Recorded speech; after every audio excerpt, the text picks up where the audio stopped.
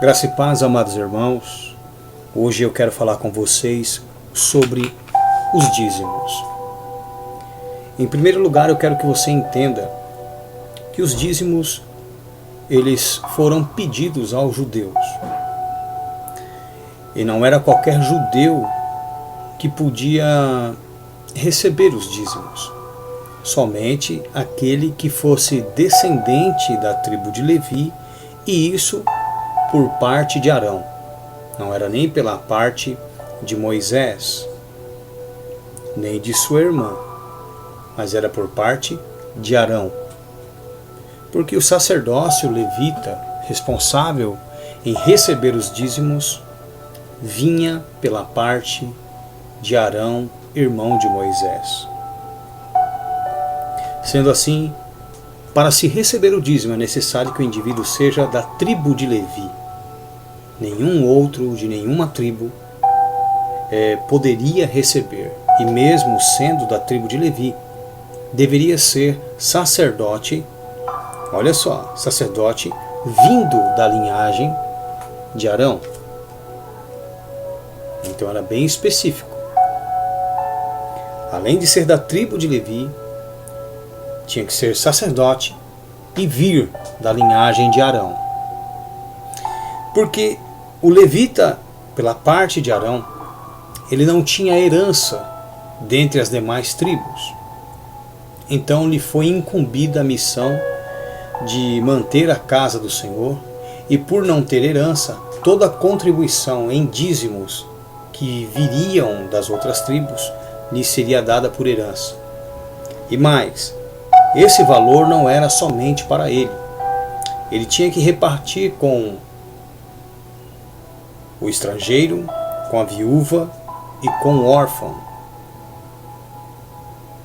O que nós não vemos acontecendo nos dias de hoje. Mas também não poderia acontecer nos dias de hoje, porque o dízimo ele não era dado em dinheiro.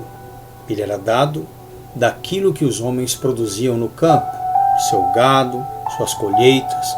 Disso eles davam o dízimo. Até porque a palavra do dízimo diz que era para ser dado para que houvesse mantimento na casa do tesouro. Vejamos, Malaquias, o livro que é muito utilizado para explorar as pessoas, utilizando-se da palavra do dízimo. Malaquias capítulo 3, a partir do versículo de número 7, diz o seguinte: Desde os dias de vossos pais vos desviastes dos meus estatutos, e não os guardastes. Tornai vós para mim, e eu tornarei para vós, diz o Senhor dos Exércitos. Mas vós dizeis: em que havemos de tornar ou devolver? Versículo 8: Roubará o homem a Deus? Todavia vós me roubais e dizeis: em que te roubamos? Nos dízimos e nas ofertas. Com maldição sois amaldiçoados, porque me roubais a mim, vós toda a nação. Trazei todos os dízimos à casa do tesouro, ou à casa do mantimento, para que haja mantimento na minha casa. Olha só, para que haja mantimento e não dinheiro. A tradução correta não é nem casa do tesouro, é casa mantenedora, é casa do sustento. Para que haja mantimento na minha casa, e depois fazei prova de mim, diz o Senhor dos Exércitos, se eu não vos abrir as janelas do céu, e não derramar sobre vós uma bênção tal, que dela vos advenha a maior abastança. E por causa de vós repreenderei o devorador, para que não vos consuma o fruto da terra, e a vide no campo não vos será estéril, diz o Senhor dos Exércitos.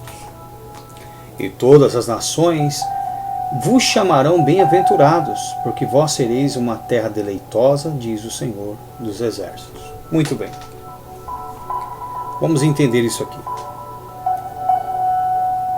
A maldição a que o texto se refere eram gafanhotos, né, E esses gafanhotos eles eram conhecidos como devoradores de lavoura. Inclusive o profeta Joel fala sobre isso e nós já leremos. Logo não tem nada a ver com demônio, com uma potestade, com um principado. Não. Era uma maldição aonde, por conta de não ter sido dado o dízimo da lavoura, esses insetos, né, os gafanhotos, não sei se são considerados insetos, até porque os que a Bíblia se refere eles são bem grandes, de 10 a 15 centímetros. Então esse negócio de que esses lagartos eram demônios, eram principados e potestades, isso aí é tudo misticismo evangélico, é uma forma de assustar o público para que o mesmo contribua. Mas não tem nada a ver. Era uma praga que era lançada sobre a lavoura, que atacava a lavoura e que se aproveitava e destruía tudo, não sobrava absolutamente nada. Comia-se o caule, comia-se as folhas, depois vinha um outro tipo que era maior, que vinha batendo na lavoura e acabava destruindo, derrubando tudo, cortando tudo, comendo fruto, ou seja, devastava a lavoura.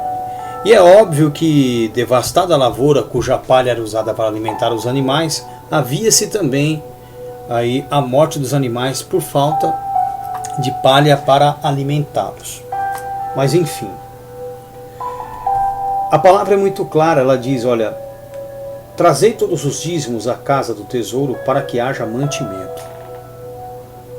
Então, para que haja mantimento, o que comer nessa casa do tesouro, né, cuja tradução correta é casa da alimentação, casa do mantimento. Trazei todos os dízimos à casa do tesouro para que haja mantimento na minha casa, e depois fazer prova de mim, diz o Senhor dos Exércitos, se eu não vos abrir as janelas do céu e não derramar sobre vós uma bênção tal que dela vos advenha a maior abastança.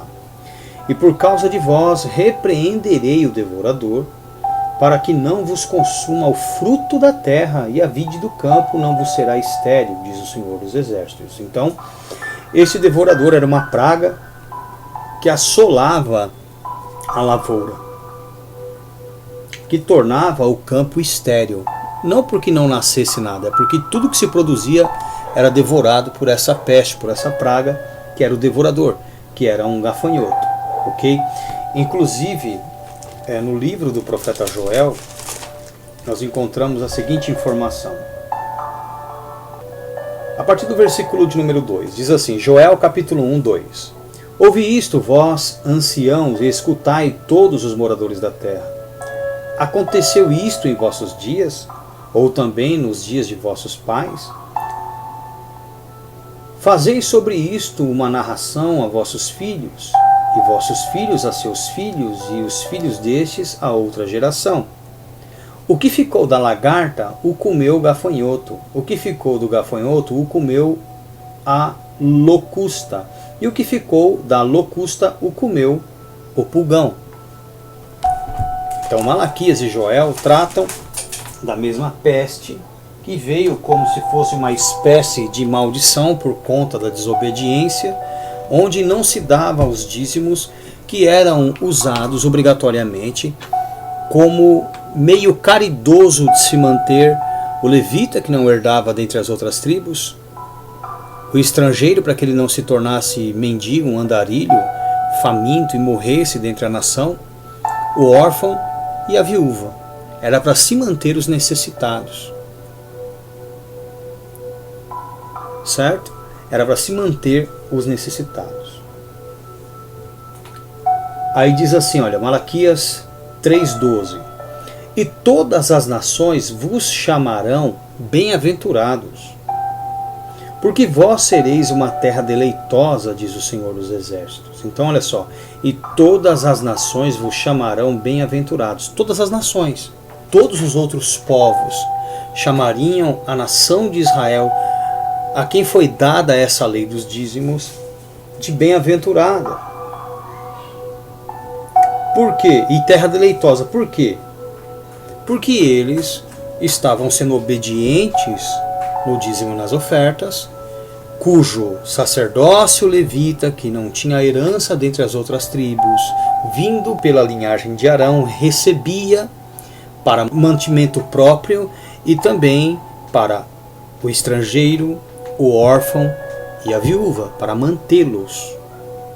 Logo, nenhum de outras nações pode receber o dízimo.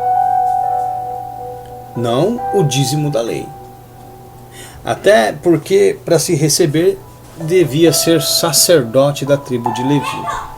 Aí alguém pode dizer, olha, mas Abraão, lá em Gênesis 14, 20, deu o dízimo quando ele voltou da matança dos reis. Sim, ninguém pediu dízimo para Abraão. Abraão deu o dízimo num ato de fé. Ele não deu obrigado. Não se vê em nenhum outro momento Abraão dando o dízimo, somente aquele. Então foi uma única vez. E ele deu ao sacerdote Melquisedeque, rei de Salém, que prefigura Cristo, sem genealogia, sem princípio, nem fim de dias. Como nos narra Paulo aos Hebreus. Olha só, vamos lá. Hebreus, capítulo de número 7, versículo 1.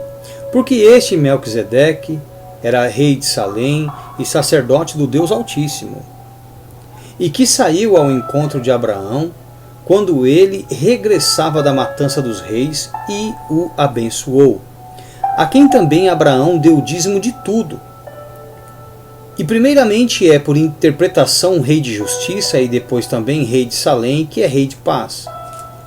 Sem pai, sem mãe, sem genealogia, não tendo princípio de dias, nem fim de vida, mas sendo feito semelhante ao Filho de Deus, permanece sacerdote para sempre. Considerai, pois, quão grande era este a quem até o patriarca Abraão deu o dízimo dos despojos. E os que dentre os filhos de Levi recebem o sacerdócio têm ordem, segundo a lei, de tomar o dízimo do povo de Israel, não é de todos os outros povos. Logo, quem não é judeu não pode receber nem dar dízimo, e mesmo sendo judeu tem que vir da linhagem de Levi, ok? Da tribo de Levi. E os que dentre os filhos de Levi recebem o sacerdócio têm ordem, segundo a lei, de tomar o dízimo do povo, isto é, de seus irmãos, ainda que tenham descendido de Abraão. Mas aquele cuja genealogia não é contada dentre eles, tomou dízimos de Abraão e abençoou o que tinha as promessas. Ora, sem contradição alguma, o menor é abençoado pelo maior. E aqui certamente tomam dízimos homens que morrem. Ali, porém, aquele de quem se testifica que vive. E, para assim dizer, por meio de Abraão, até Levi, que recebe dízimos, pagou dízimos. Porque ele ainda estava nos lombos de seu pai, quando Melquisedeque lhe saiu ao encontro. De sorte que se a perfeição fosse pelo sacerdócio levítico, porque sob ele o povo recebeu a lei, que necessidade havia de outro sacerdote se levantasse segundo a ordem de Melquisedeque e não fosse chamado segundo a ordem de Arão? Bom, aqui a gente vai entrar num outro assunto, mas o que eu quero que você entenda é o seguinte: o sacerdócio levítico, que veio da descendência de Arão, tinha ordem para receber, segundo a lei, os dízimos. Ok? Mas até Levi, né, descendente de Abraão, em Abraão pagou o dízimo, porque o Abraão pagou o dízimo de tudo. De tudo, de todos aqueles que descendem de Abraão pela fé. Logo, hoje, os que descendem de Abraão pela fé não têm necessidade alguma de se pagar o dízimo, porque até Levi, de quem aí veio a linhagem que recebe os dízimos, ele também em Abraão, por ser descendente, pagou o dízimo. E hoje nós fazemos parte de um outro sacerdócio. o sacerdócio de que o dízimo foi pago em Abraão, o sacerdócio prefigurado em Melquisedeque representa Jesus, Yeshua.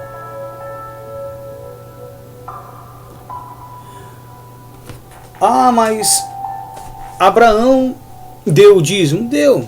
Gênesis 14:20. Foi uma única vez e um propósito pessoal. 430 anos antes da lei. Mas Jacó também deu o dízimo. Deu o dízimo em Gênesis 28:22.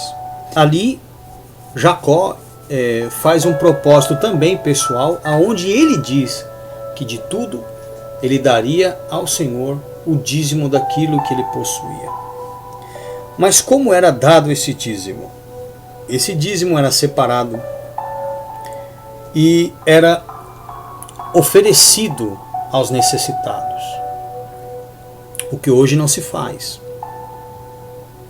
Logo, você pode dar o dízimo? Sim, um propósito pessoal, uma única vez, ou quantas vezes você quiser, desde que isso seja algo pessoal. Você não pode se sentir obrigado, não pode se ver obrigado, ninguém pode te pressionar, te cobrar o dízimo, muito menos te deixar de banco, te advertir de alguma maneira, te retirar de algum trabalho, de algum ofício na obra de Deus, por conta de você não ter dado ou não querer dar o dízimo, lhe cobrando algum posicionamento segundo a lei. Até porque a lei ela é muito clara. Olha só, Levíticos 27, 30 e 32. Levíticos 27, 30 e 32. Olha o que diz. Vamos ler Levíticos 27, do 30 ao 32, ok? Diz assim, ó. Também todas as dízimas do campo, da semente do campo, do fruto das árvores são do Senhor, santas são ao Senhor. Porém, se alguém das suas dízimas resgatar alguma coisa, acrescentará o seu quinto. Ou seja, se o cara, da parte do dízimo, não conseguir dar tudo, dar só uma parte, então ele dará de juros a quinta parte, ou seja, 2% em cima. Então, se é 10% o dízimo, o cara teria que dar mais 2% de juros por conta de não ter conseguido dar o dízimo completo, tá? 32. No tocante a todas as dízimas de vacas, ovelhas e de tudo que passar debaixo da vara, o dízimo será santo ao Senhor. Então o dízimo ele era dado no que se produzia no campo, era dado em animais, né, cuja carne era usada para alimentação, e era levado ali ao sacerdócio levita, ou sacerdote levita, para que o povo fosse mantido. Em Deuteronômio 14, do 22 ao 27, encontramos a seguinte informação. Versículo 22. Certamente darás os dízimos de toda a novidade da tua semente, que cada ano se recolher do campo. E perante o Senhor teu Deus, no lugar que escolher para ali fazer habitar o seu nome, comerás os dízimos do teu cereal, do teu mosto, do teu azeite, e os primogênitos das tuas vacas e das tuas ovelhas, para que aprendas a temer ao Senhor teu Deus todos os dias. Quero deixar bem claro para você o seguinte. Quando uma pessoa naquela época, e isso inclusive na época de Cristo, levava o dízimo ao sacerdote, de tudo que se levava, eles com os sacerdotes comiam. Ok? Então eles se alimentavam. O próprio dizimista comia do que levava. Era como se ele estivesse festejando.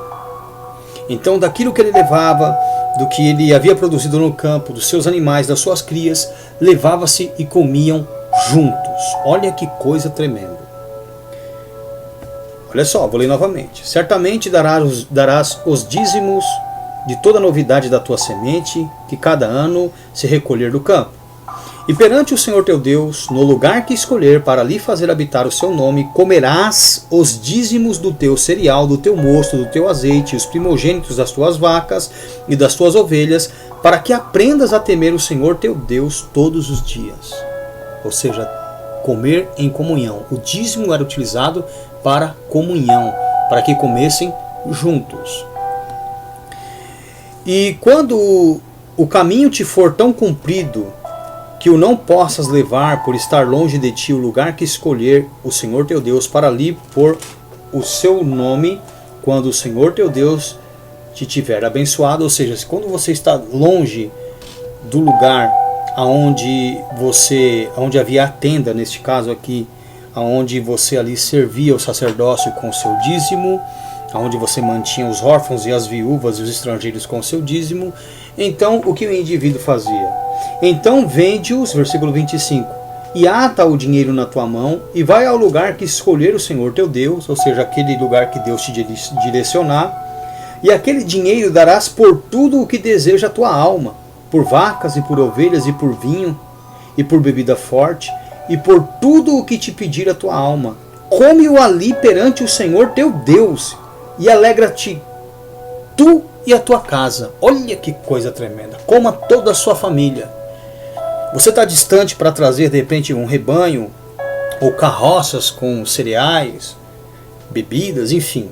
O que você faz? Vende, guarda o dinheiro, vai para algum lugar mais próximo onde o Senhor te direcionar. Ali você gasta esse dinheiro com tudo aquilo que você quiser, se fartar. E come ali você e a sua família, a sua casa. Olha que coisa tremenda. Por que os pastores não explicam isso?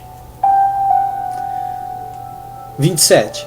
Porém, não desampares, olha só, o levita que está dentro das tuas portas, pois não tem parte nem herança contigo. Ao fim de 3 anos, tirarás todos os dízimos da tua novidade, que já é um outro dízimo, é o dízimo trianual. Ao fim de 3 anos tirarás todos os dízimos da tua novidade no mesmo ano e os recolherás nas tuas portas. Olha que interessante. Você vai recolher e deixar na sua porta. Então virá o levita, pois nem parte nem herança tem contigo, e o estrangeiro, e o órfão, e a viúva que estão dentro das tuas portas, e comerão e fartar-se-ão, para que o Senhor teu Deus te abençoe em toda a obra das tuas mãos. Olha que coisa tremenda. Olha que coisa tremenda. Isso aqui que eu estou te dizendo, os líderes não pregam, os líderes não ensinam.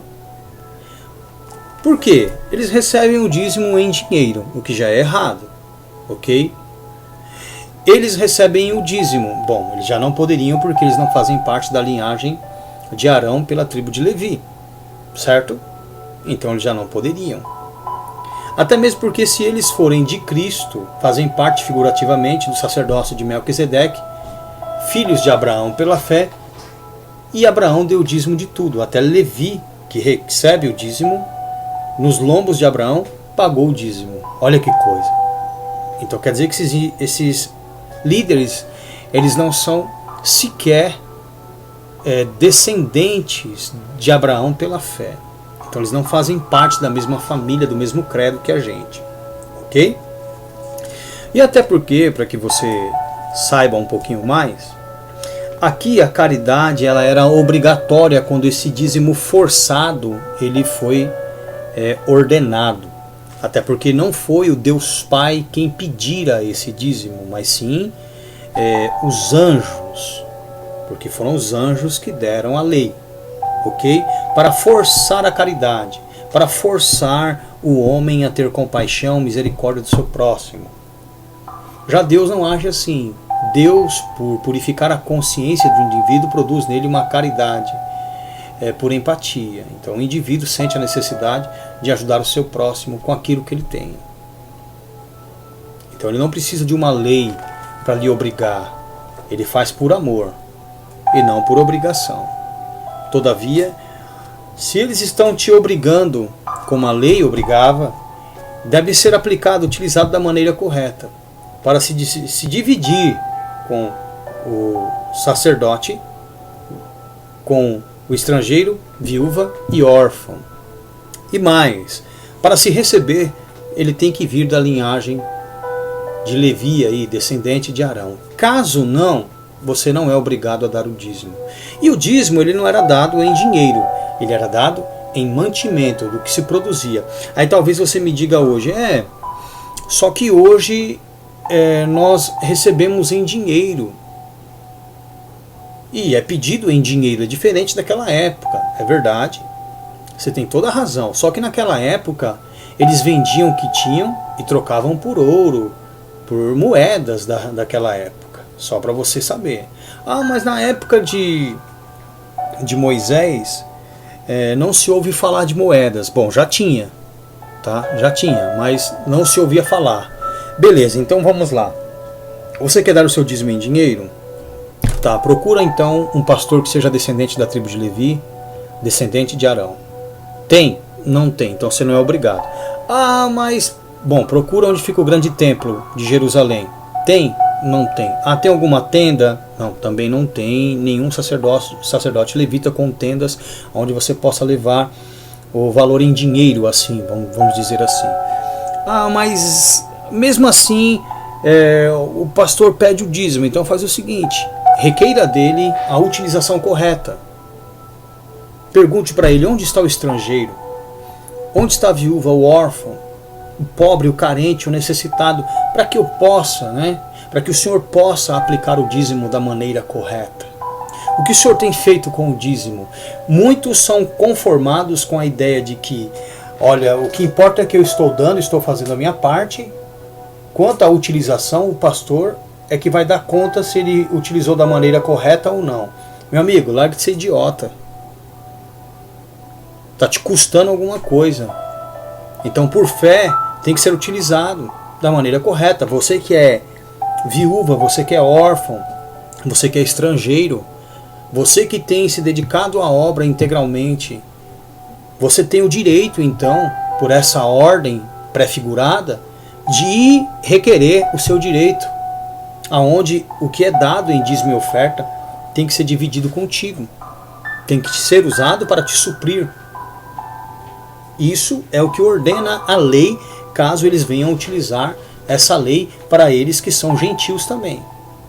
Agora, se eles forem filhos de Abraão pela fé, que diz respeito aos salvos, aqueles que creram em Jesus, então em Abraão já foi pago todo o dízimo, você não tem obrigação de dar. Se quiser como propósito pessoal, como Jacó fez em Gênesis 28, 22, então faça como propósito pessoal, de tudo que eu tenho te darei o dízimo. Aí é um propósito pessoal seu, aí você pode dar o dízimo em mantimento, em dinheiro, do que você achar melhor, mas é um propósito pessoal, não é obrigação, não é pela lei.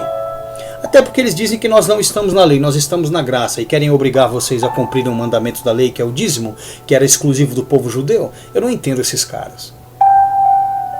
Quando diz respeito à lei moral, eles não requerem nada, mas no que diz respeito à parte da lei que envolve algum tipo de ganho, eles querem explorar vocês, eles querem exigir algo de vocês, então se posicionem e cobrem de que seja utilizado da maneira correta.